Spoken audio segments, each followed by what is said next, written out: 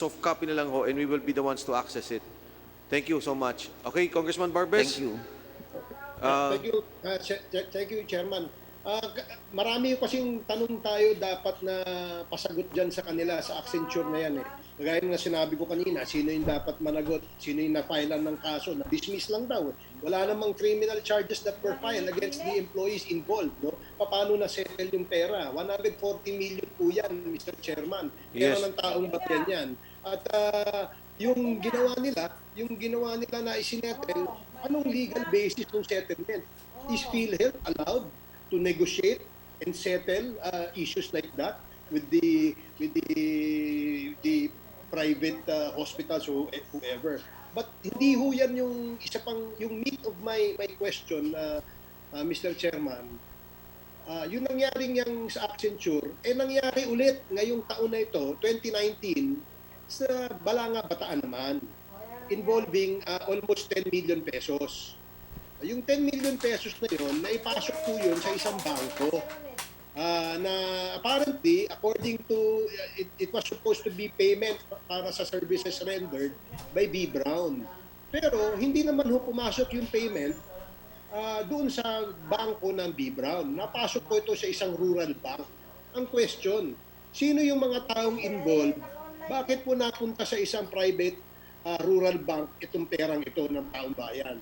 Number one. Number two, I remember that sinabi ni Atty Del Rosario that there was an investigation on this particular issue. Pero kanina, sinagot na naman niya, sabi niya kanina na wala namang akong pinigil na sabi niya kanina na wala namang akong pinigil na investigation. In fact, hanggang ngayon, wala pang resulta yung Accenture. Hindi ko rin alam kung anong masasagot niya naman dun sa Balanga, sa Bataan. So since January of 2019, siya na yung SVP legal ng PhilHealth. Nangyari yung Balanga, Bataan, May of 2019. So anong nangyayari ngayon dyan? Diba? And clearly, there was a malversation and transfer of public funds with impunity. Kahit saan nila gusto ilalagay nila. So yun ang gusto natin malaman. Thank you so much, Honorable Barbers. Maraming salamat po. Pwede din pong hingin sa atin po sa legal yung documents ng Balanga Bataan. Again, soft copy, we don't need the hard copy for the guidance of this committee. So now we proceed. Mr. Chair, last na lang before. I will yield, kasi kanina kinain yung oras ko eh. But it's okay. I will yield to the next interpellator, provided that I will again be given a chance on the second round. Thank you, Mr. Chair. Yes, Honorable Barbers, you will be first in the second round. We now proceed to Deputy Speaker Marcoleta. Deputy Speaker Marcoleta, you have 30 minutes. Go ahead. Those in plenary will have additional 10 minutes. So 30 minutes for the Honorable Marcoleta. Salamat po, Mr. Chair.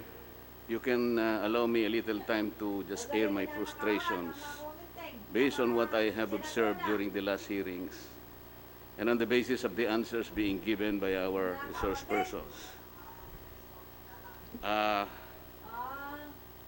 Marami pong paikot-ikot, some convoluted answers, prevarications.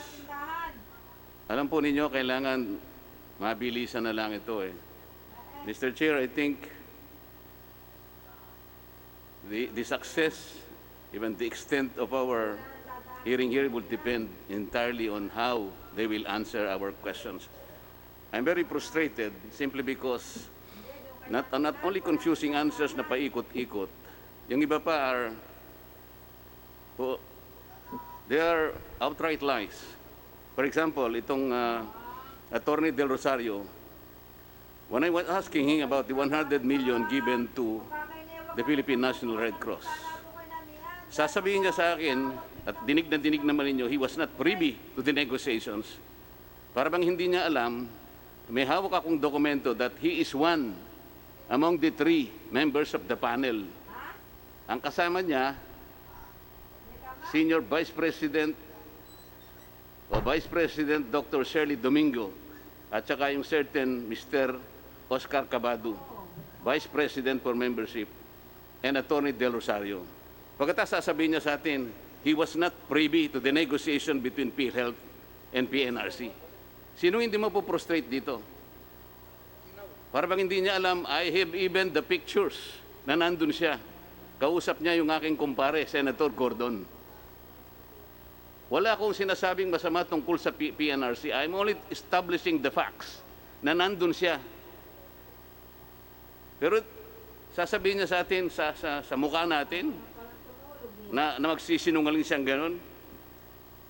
Si Dr. Pargas naman, ikaw naman, tinanong ko lang kung magkano yung aking contributions.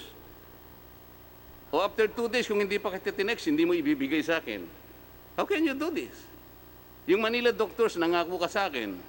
Hanggang ngayon, nandito ha. Are we getting the right answers from you? Yung isa naman, tinanong kita tungkol sa expanded withholding tax. I cannot remember kung sino na dito. I guess kayo po na nandyan sa... You were telling us pure lies. Ang sabi mo, yung mga health care institutions are the ones paying the expanded withholding tax. Di ba? You were collecting 2% expanded withholding tax. Hindi totoo yun eh. It was PhilHealth itself, because PhilHealth is the only withholding agent of the BIR. Hindi yung healthcare institutions. Okay? Magkano ang binayad ng PhilHealth? Sinabi na rin ng pagtatanong ni Congressman Barbers, 156.7 million. Kayo ang nagbayad. Pagkatapos, magsisinungaling kayo. Ano makukuha namin na mabuting sagot kung ganito ang gagawin ninyo? Ang sabi ni Dr. Atty Del Rosario, isa lang ang departamento. Parang hindi niya alam, may dokumento ako, 4 ang departamento niya. May I start with you, Atty Del Rosario, nandiyan ka ba? Yes, Mr. Chair. Can I comment on some points raised by the... You have no right. Tinatanong ko lang kung nandiyan ka pa. Thank you, sir. Magaling kang magpaikot eh. And I warn you, kung ano lang tinatanong ko, yun ang sagutin mo. Huwag kang magpapaikot dito. I think, Mr. Chair, we should already advise them that right now, we're working on a complaint for plunder, malversation, and charges of administrative offenses and so many things. And the final form of this complaint will depend much entirely on the kind of answers that you will give us. Atty. Del Rosario, hindi ba ikaw ang Regional Vice President ng Region 1? Nung Yes, sir. 220 cases against hospitals and doctors were forwarded to your office. Yes or no? Yes, sir. I was once... Yes or no? Yes, I was once Regional Vice President of PhilHealth, Region 1. In 2019, nung hindi na ikaw ang Senior Vice President, teka muna, you were asked to file 220 cases. Ilan ang pinail mo? I'm sorry, Mr. President. The ones filing the... I am asking you, out of the 220 cases endorsed to your office, how many cases did you file? The Regional Vice President is not the one filing cases, Mr. President. It's the legal office of the region that files Atty. Del Rosario, I'm warning you, I have documents with me. Huwag mo akong paikutin. I don't care if you're the best lawyer in this country. Pero sa ngayon, sagutin mo lang ang tinatanong ko sa iyo. Because in 2019, nung hindi na ikaw ang Senior Vice President, ito ang lumitaw. Only 3 cases were filed versus St. Catherine Hospital. Totoo hindi. I don't have the data. As I've told you, Mr. President, the one filing the cases... What do you know? The... Palaging paikot-ikot eh. Ikaw ang binigyan ng SPA. Do you want me to show the document that you were given an SPA by then Interim President and CEO de la Serna to file appropriate criminal, civil, and administrative cases? For example, against several culprits. This is dated November 2, 2017. Hindi mo aaminin ito?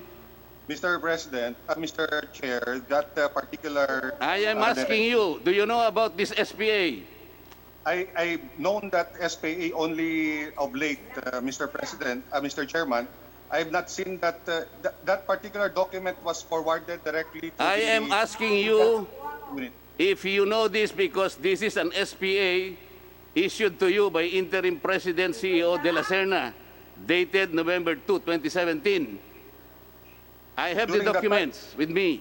Yes, sir. I've already seen that document, but Oh. I cannot remember seeing that document in 2017, Your Stop. Honor, Mr. Chair. There was even an endorsement dated 13 September 2017 for the filing of criminal and administrative case against a certain Dr. Martin Corpus. You know this document, don't you? I've seen that document on... Do you know this document? I'm not asking you whether or not you saw the document. Yes, Your Honor. Paikot-ikot ka. Ito, Mr. Chair, ang problema sa taong ito eh. Despite all this, SPA endorsement, 220 cases endorsed to your office since you were acting Regional Vice President of Region 1. Wala kang ginawang pinail na kaso kahit isa. For example, it was also disclosed nung mawala ka na sa Region 1, 11 cases are missing. 10 cases versus Elguira General Hospital.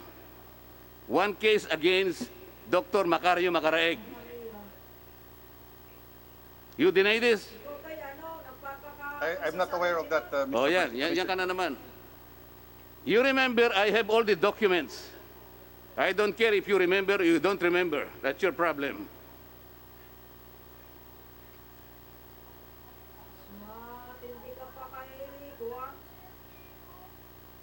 Meron kang pinirma.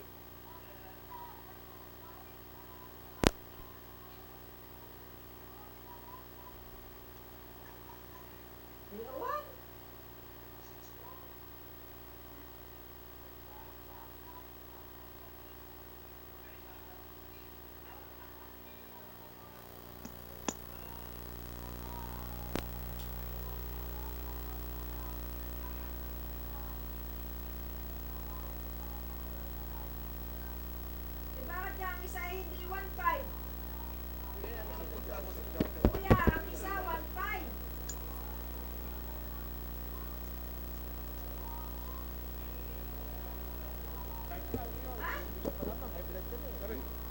Ito yung natural ko pare, hindi ako na... Kahit na. Ako ay baka kayo na ang gumawa niyan.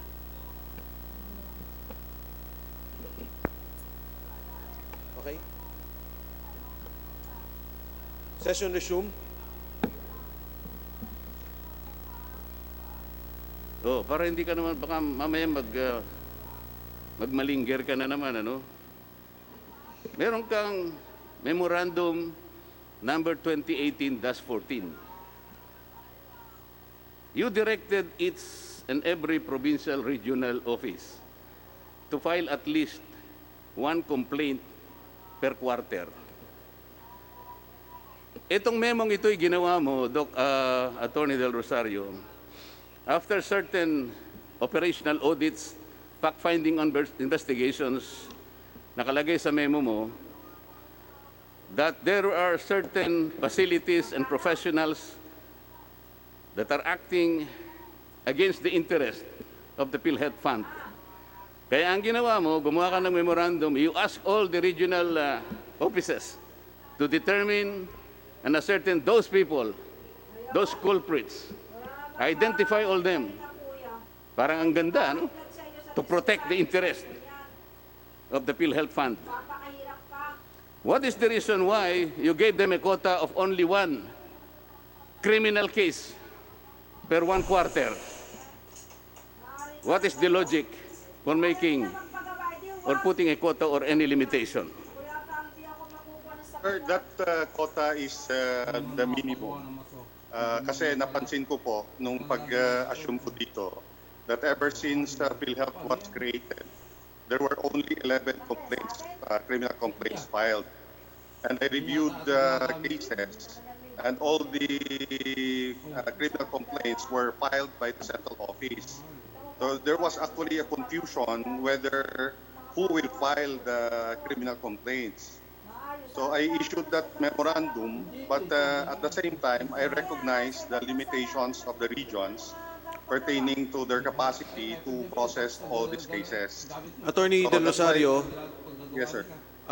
alam niyo po dito sa session, si Congressman Marcoleta, Congressman Barsaga, hindi na po dapat sila nagpupunta rito because of the COVID. The least you could do, Attorney Del Rosario, while conducting Zoom, at nandyan naman po kayo sa Zoom, i-on nyo naman po yung video nyo para nakikita kayo ni Congressman Marcoleta habang nag-interpolate siya. Thank you, Mr. Congressman Chair. Kahit hindi ko na siya nakikita, Mr. Chair, mas okay pa sa akin eh. Importante lang sa akin, sagutin niya ng matino yung tinatanong ko. So ang sinasabi mo, Attorney Del Rosario, Yes, sir. ikaw pa lang nag-determine. Intindihin mo yung ginagawa mo. Gaano ka kasigurado na yung determination mo, that's only one filing of one case per quarter, yun ang tama to protect the interests of Philhealth? Bakit naman? No, that's the minimum, Mr. Chair. Sino nagsabi sa yung minimum? Who told you? Kasi, sir, Who instructed you to give that minimum? Why not 5? Why not 10? kasi yung ano ko kasi, sir, during that time, wala pong... No. napapile. Sinong nagsabi sa'yo? Who gave you the guideline na kinakailangan isang kaso lang per quarter? Can you imagine? One filing of case for 3 months? Sino ka para i-determine mo sa sarili mo na yun ang minimum? Why work for the minimum? Why not maximize the opportunity of being able to determine all those culprits in order to defend and protect the funds of PhilHealth? Huwag ka na mga twira na kung ano-ano. So, ikaw pa lang nagdi-determine. Yung pa lang mabuti sa PhilHealth. That is the way to protect the funds of PhilHealth. Kailangan isa lang na case ang i-file in 3 months' time. Mr. Chairman, Hindi ko alam kung anong logic meron ka, attorney. Ha? Mr. Chair. Teka muna, I'm not asking you anything. Okay, sir. Proceed, sir. Sorry.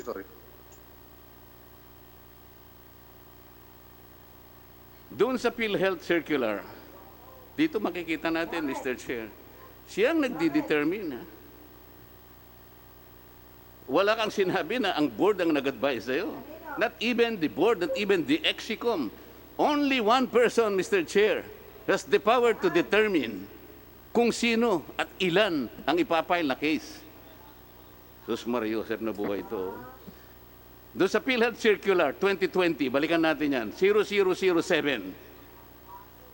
Merong effectivity doon eh. Napansin ko lang kagabi nung nire-review ko to eh. Do you know the effectivity of that particular circular, Attorney Del Rosario? If I remember it right, I think it's March 20 or 21, Your Honor, Mr. Chair. Narinig mo yung sagot, Mr. Chair? Why did you say it took effect on March 31? 21 yata, 21 po yata. I don't have the document right now, Mr. President. Wala ka Mr. palang Chair. dokumento. Bakit sinasabi mong March 31 what? What year? 2020? Sir, are you referring to the IRM circular, Mr. Chair? I am talking about PhilHealth Circular 2020. Ito yung IRM. COVID-19 ito.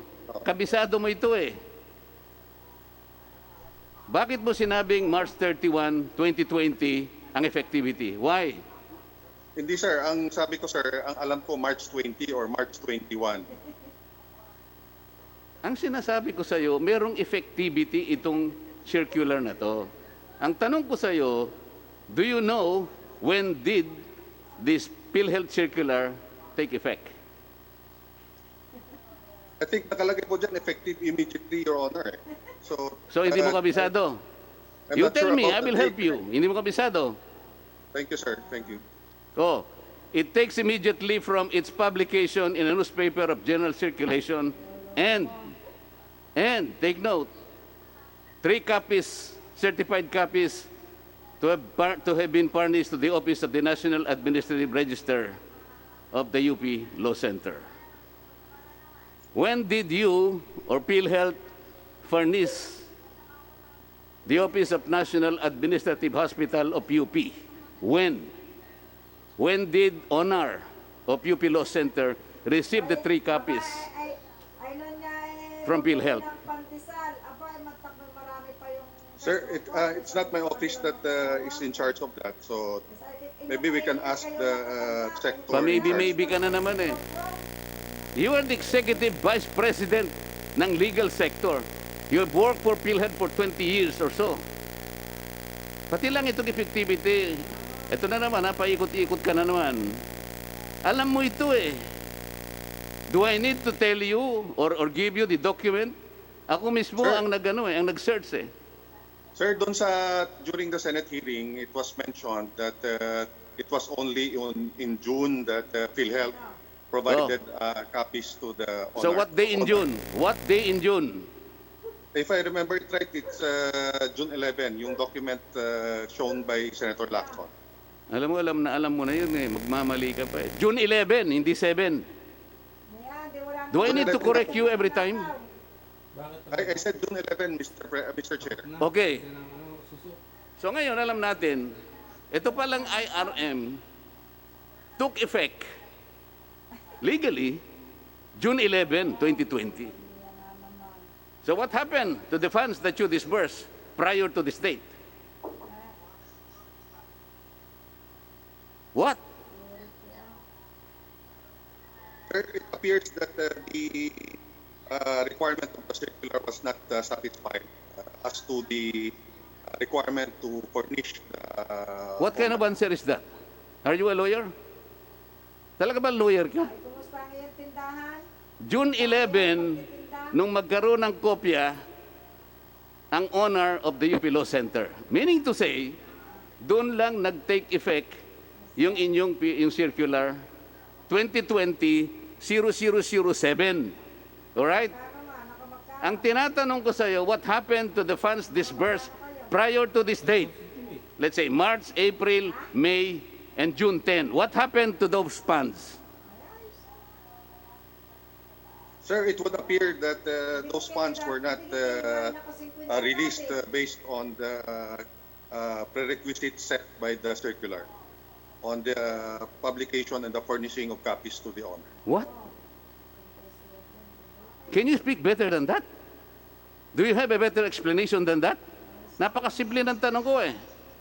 Ano ngayon ang mangyayari doon sa pondo na nirelease ninyo prior to the effectivity of this circular?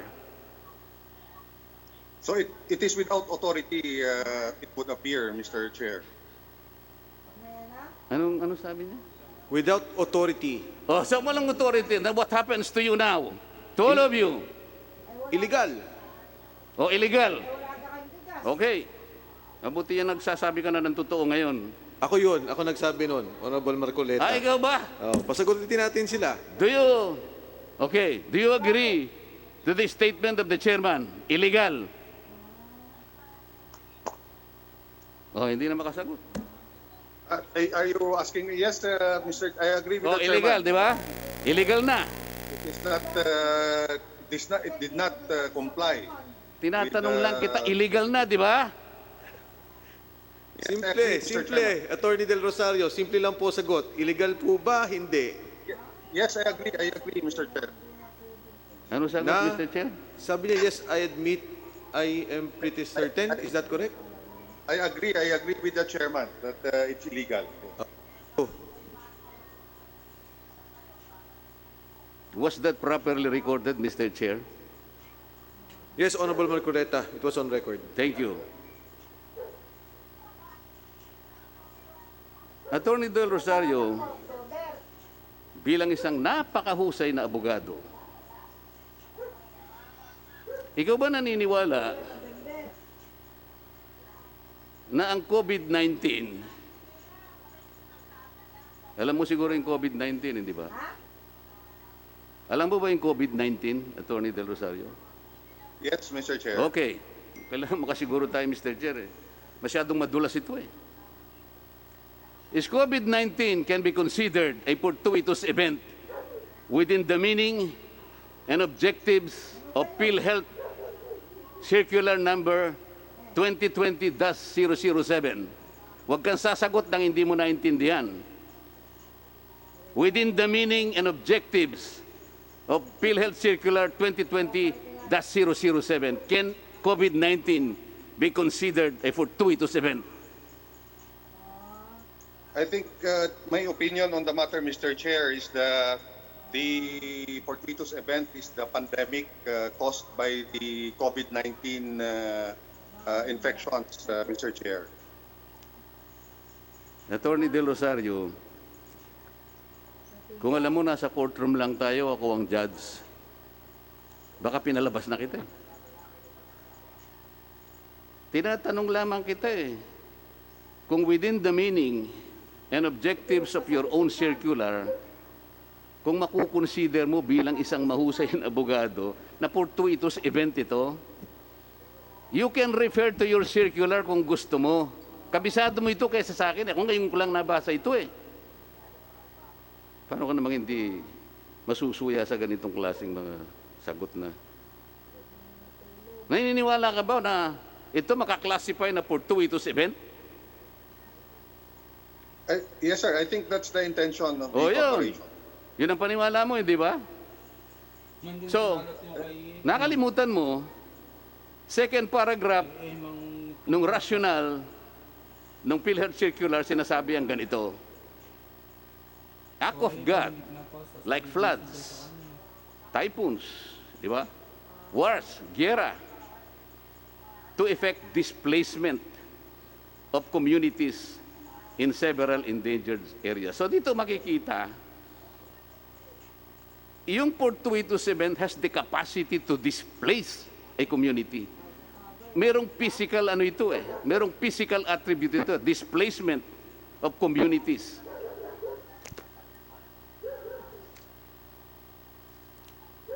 Under objectives, nakalagay, to provide aid to healthcare institutions in rebuilding their critically damaged healthcare systems. Physical ang pinag-uusapan dito eh. Pagkatapos, hiningam ka pa ng description or photo of the effects of fortuitous event. Nakikita mo ba yung COVID-19? Atty. Del Rosario? Do you see the enemy? No, sir. Only the effects. Kinakailangan ng photo rito eh. Paano mo lilitratuan si COVID-19? Hindi mo nga nakikita eh. Pagkatapos, nandun pa, explicitly mention if majority of the claims under the HCI's custody were totally destroyed. Anong ibig sabihin nito? These are collection of words and phrases that denote that something was damaged, physically damaged. Kaya nga kailangan yung IRM eh. Kaya kanina tinatanong kita kung klasifikado nga na fortuitous event. Yes sir lang ng yes sir, pero hindi mo naintindihan ang sarili mong circular.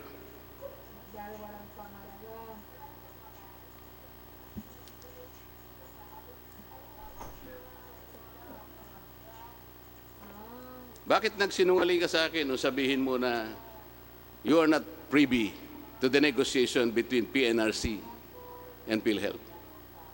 Thank you, Mr. Chair. The negotiation, na pumunta po kami doon, kausap namin si Senator Gordon, does not pertain to the amount of the mobilization fund. Ang pinag-usapan po namin dito doon, Mr. Chair, ay yung proseso kung paano makatulong yung PhilHealth doon sa pagpapabilis ng pag-submit ng documents ng Red Cross for liquidation. Hindi po yung usapan po doon tungkol sa tungkol sa amount ng mobilization fund. Thank you, Mr. Chair. Sa palagay mo ba, kapanipaniwala yung sagot mo sa akin? Hindi ba totoo na 3 kayo rito? Nasa akin ang dokumento, attorney. Yes, sir. Kung Nandun po kami, pipilitin sir, mo, Mr. Chairman. kung pipilitin mo na magsinungaling ka pa, nasa sayo yun. Okay? Kaya nga sinasabi ko sa iyo kanina, the final form of this complaint for plunder, malversation, and so on and so forth will depend on the kind of answers that you will give this joint committee. Kasama mo si Legal o Vice President Shirley Domingo. and Mr. Cabado, the Vice President for Membership, noong inegotiate ninyo, kayo ang panel. Pagkatapos, directly magsisinungaling ka sa amin. Yes, sir. We negotiated. But ano yun, sir? Yung dinidiscuss namin yung proseso, hindi po yung amount po ng mobilization. The amount of mobilization, sir, ano po yun top level negotiation po. So, Gaano katap yung level? Pumunta po kami doon, hindi naman si Senator Gordon po yung intention namin kausap, yun naman po mga staff, yung gagawa po ng mga forms. Tapos nakita lang po kami ni Senator Gordon, kaya po kami tinawag. So, sige. Po yun yung negotiation. Maglubid ka ng buhangin kung gusto mo. Pero ang sinasabi ko rito, yung 100 million is a clear deviation from the objectives and parameters set forth in your own PhilHealth circular. Because, ang sinasabi ko sa'yo, sa aminin mo't hindi, wala namang historical claims ang PNRC. So, kailangan explain mo sa amin, ano ang basis ng 100 million? Sapagkat akala ko ba, kasi dito lumilitaw, Mr. Chair, yung paggastos, yung pagwaldas ng pera ng PhilHealth, walang patumangga, walang protection. Kaya kapag tatanungin mo sila, ano bang basis nito? Anong guideline dito? Bakit ginamit ninyo yung COVID-19 circular pagkatapos wala namang claims dito? Wala namang i-rebuild, wala namang facilities na gagawin. But you earmark 100 million for PNRC. That's only the point. I wanted to establish kapag ang pinag-uusapan, paggasta, mabilis, walang patumangga. Mr. Chair, PhilHealth as one institution forgot one thing, na itong perang ito, hindi sa kanila. They keep the money in trust.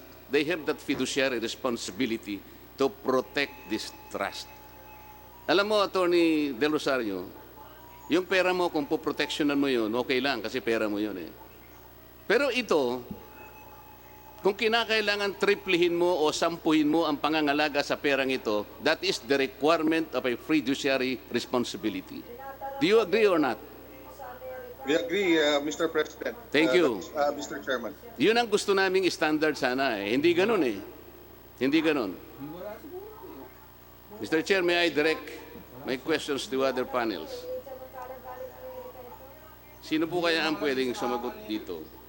I would think Dr. Pargas would have a hand on that, on the 100 million ceiling for Philippine National Red Cross. Yung po yung tanong ng Honorable Marcoleta, sino nagrekomenda ng 100 million at bakit ibibigay? Dr. Pargas. Mr. Chair, Attorney Labe will respond on that. Attorney Labe. Mr. Chair, good afternoon. I'm not privy to the 100 million, but I understand how they funded this project, Mr. Chair, because the expanded targeting testing was computed at 2% of the 13 million population in NCR at that time, Mr. Chair, and it's about, I think, 900 million. But as regards to the advance payment of the 100 million, I was not part of I'm not privy to that, Mr. Chair. Mr. Chair, yung word for the day ngayon is, or the phrase, I'm not privy. Nagbayad ba ng expanded withholding tax? Binawas nyo ba yun? Nung ibigay nyo yung 100 million sa PNRC? Okay, you're not privy. Okay. Attorney Dr. Pargas, on August 5, 2011, PhilHealth issued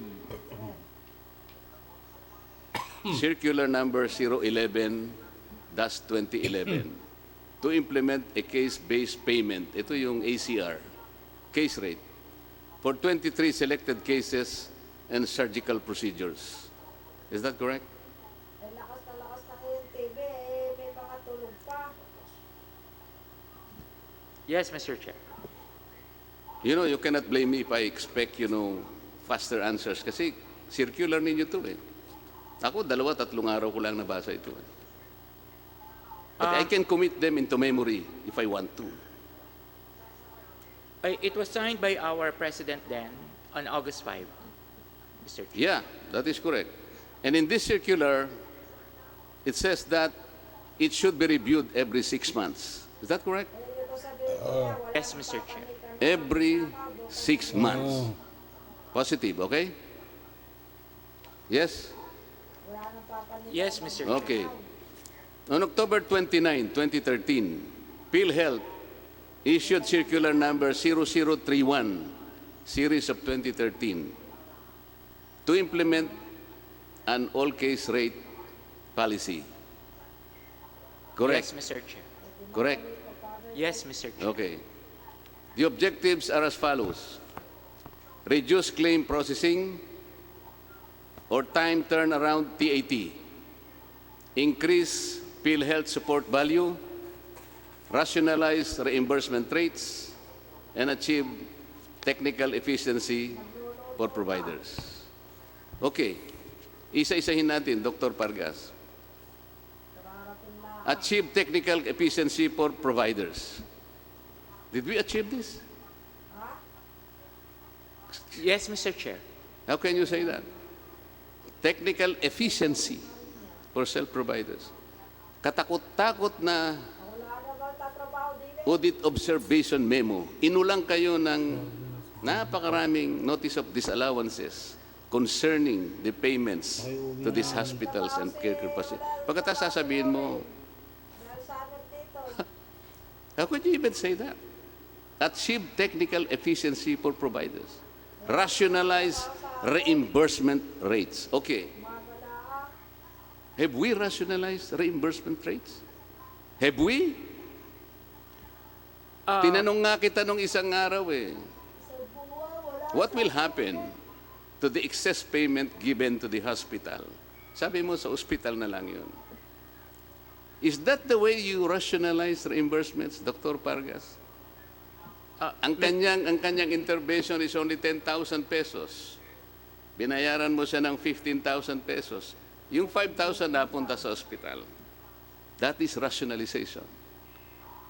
That is rationalization. Mr. Chair, with regard to the one, ang prinsipyo po kasi nung case rate really is, dahil fixed po siya, meron po talagang mga kaso na maaaring mas mataas ang nagagastos, Alam pero na maaari natin po yun, mas Dr. mababa. Pargas. We've been there. Ulit-ulit na tayo dyan. But the system is bad. It is not correct because it is not a system where you were able to get back the excess fund para magamit uli ng PhilHealth. That is the most ideal thing to do. You remember the bus conductor or the bus inspector? I've been telling you. You Yes, remember Mr. the inspector in the trains? Yes, Mr. Ganon Chair. dapat yun eh. So wala talagang malasakit eh. Dr. Pargas, I'm sorry to say, pero ang audit report nyo, since that time, parating negative. Wala kayong naging auditing report na positive. Precisely. Kaya nga itong mga objectives na ito na binabasa, walang natupad dito eh. Example, paano mo na-reduce yung claim processing? Dahil mabilis kang magbayad. Siyempre, wala na eh. Kahit na ba sumobra pa ng 10,000 ito eh. Ano naman ang pakinin nyo?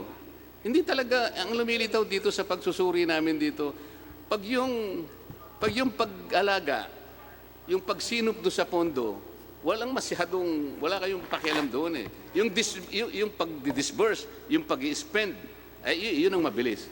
Tingnan na lamang natin, Mr. Chair.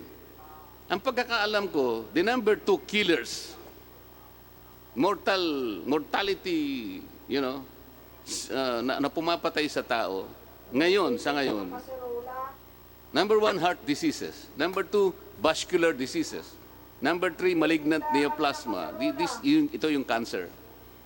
Bakit ang nangyari, Dr. Pargas, ang tatlong yung top ninyo na ailments na binabayaran under all case rate, pneumonia, gastroenteritis, and UTI. What happened to the 3 topmost killers in this country? Did you ever think about this? Did you adopt a study? Mukhang talagang walang pag-aaral dito. Somebody have been telling me na ito po talagang minadali. Now we are able to confirm all this. Even by way of your answers, you are not able to reply to us with certainty, with conviction, And in all honesty, I am frustrated with the answers that you're giving us. Ang gusto ko lang kaya ako nagpunta rito, Mr. Chair, I wanted to see that Atty Del Rosario. I want to tell him in his face how frustrated I am in giving me all these answers, these silly answers. Alam po ba ninyo, Dr. Pargas, alam ko nagre-research din ako, maski mahirap Ang daming adverse COA findings sa inyo. For example, less than a year after the ACR was implemented, na-implement kasi, you started with 23, so 2011. Less than a year after the ACR implementation, Philhealth suffered financial bleeding. Ang dami, it was triggered by spate Overpayment. notice of disallowances. Ang dami. Let me cite examples. Region 5, Dr. Pargas. Notice of disallowance dated September 12. Yung bakal. 2,273,000, blah, blah, blah. Audit observation memo, PCH. Philhealth is not protecting, ito yung observation mismo ang sakit nito Philhealth is not protecting the interests of its members and instead benefiting the institutional healthcare providers. Baligtad Ito yung observation ng, I'm not sure if Honorable Marcoleta, with apologies, can you wrap up? I am trying, Mr. Chair. But I think you will have to forgive me if I continue. I continuously forgive you, Thank you. Honorable Marcoleta. Region 12, audit observation memo, questioning the validity of benefits claims payment of 4.6 million due to lack of statement of accounts from HCIs. Region 2, notice of disallowance dated August 31, 2018, disallowed the overpayment of 56 million. NCR, various notice of disallowances disallowing the payments of some 54 million pesos. Not only that, Mr. Chair, not only the adverse findings of the COA, ito mga independent studies ito, Dr. Pargas, I will cite several of them. In November 2016, a paper entitled 2016 Health Finance Policy Sector Report Rationalizing Case Rates was presented to the Philhealth Board. You recall this, Mr. Pargas? No, Mr. Chair, just to clarify, in 2012 po, I was in corporate communications. 2013 to mid-2018, I am with the corporate affairs. Ako po ay napunta lang sa health finance noon pong mid of 2018 as an OIC and was appointed as Senior Vice President ng Health Finance noong 2019. What are you saying? You don't know about this paper? When it was presented po, I was not there during that time. Yeah, the yun lang question po. is, do you know? And you came to know about this paper? Yun lang ang tanong. Yan, Mr. Chair, yung title, sorry po, apologies po, yung title lang po. Ito nga, 2016 Health Finance Policy Sector Report Rationalizing Case Rates. Importante ito because these are independent studies commenting and trying to help you determine the weaknesses of the system. This is on record. This is on record. Yes you know po, this? I think I've heard Okay. naman po. Yun lang naman Yes po. Okay. This report, Dr. Pargas, for your elementary education, showed that the fee for service, ito yung dati, this is the old system na pinalitan ng all case rates. The FFS payment scheme's average value per claim did not exceed 5,000. So yung old system ninyo, yung average value per claim did not even exceed 5,000 pesos. Ito yung sinasabi ng report. Itong all case rate posted an increase of 44.9% average increase in payment to level 1 hospitals. Is this correct? Yes, Mr. Okay, Chair. yes. This report also further showed that despite a 9% decrease in the number of claims in level 1 hospitals, nag-decrease Ang nakuha ko yapat na nag-decrease ng 9% yung claims ng level 1 hospitals, but the amount paid to them increased by 65% kulang-kulang na rin. nung gamitin na ninyo ang ACR system. Ito yung lumabas sa study. Okay.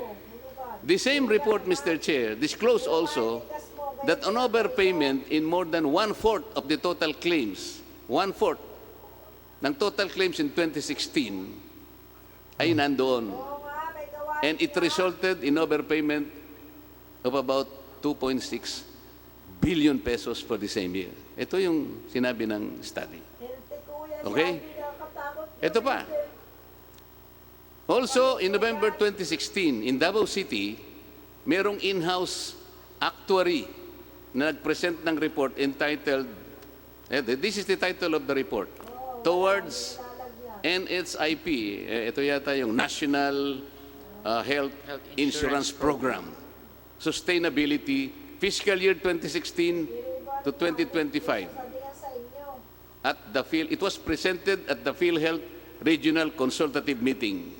You know about this? I would recall, Okay. Mr. Chair. So ang ano lang, ang factual lang talagang, it did happen talaga. There was a paper presented in such a gathering, right? I would suppose so, Mr. Chair. Okay. This report, Dr. Pargas, warned PhilHealth that the NHIP fund operated at a net loss for fiscal year 2011, 2012, 2013, and 2015. Okay, yun ang report. Winarn kayo na you were on a operating loss. This report also projected that the fund would be depleted by 2019 because the expected operating expense was estimated at 140 billion or a deficit of 140 billion. Ang estimated collection nyo lang naman ninyo, 110 billion. So you have a deficit of 10 billion. Honorable Marcoleta, mukha naman pong agree naman po si SP Vargas sa lahat ng mga binanggit ninyo. At tama po yung inyong mga pinunto. I'll give you time to wrap up, and the next is the Honorable Rimulya. Sa likod nyo lang po ang kagalang-galang boy. Yes, sir, pero ito namang si Congressman Rimulya kasi kaibigan ko naman ito talaga. Pagpapasensya na ko nito. Isa na lang kasi pong Sige po, Honorable Marcoleta. Dr. Vargas, in 2018, mas importante itong mga independent studies na ito eh. A 2018 World Bank paper May pag 4,000 lang. entitled Striving for Equity and Efficiency, an assessment of provider payment reforms in the Philippine health sector. Meron din ito. This World Bank paper recommended the revision. Tandaan po ninyo, kung wala po kayo nito, dapat naman meron kayo. This World Bank paper recommended the revision of the ACR payment mechanism, noting that case rates fix the amount that providers receive in advance and eliminate the option of uncontrolled balance billing in public and private hospitals.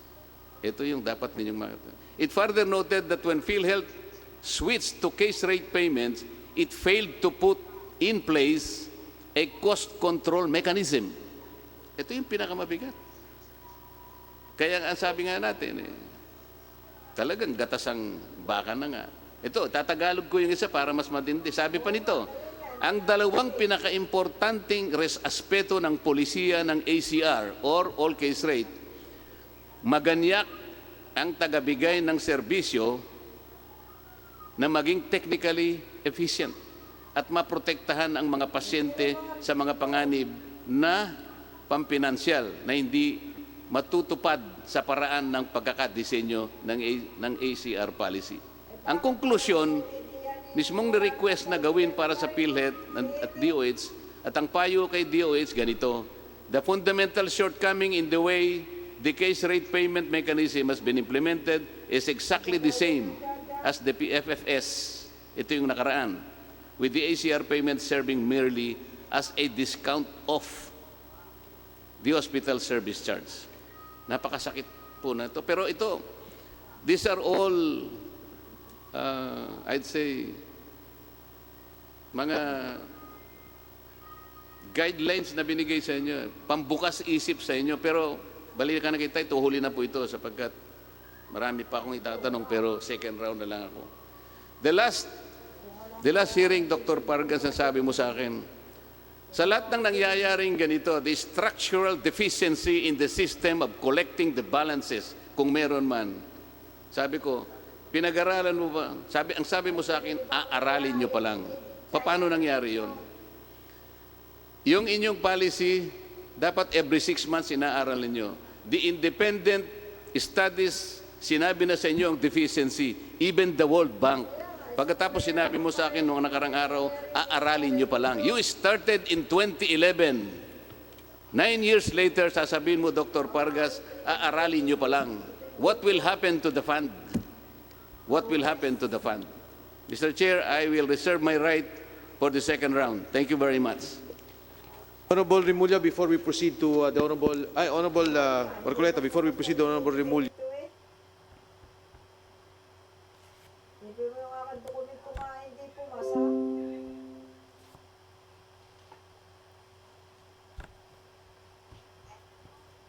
Ibig sabihin, talagang maganda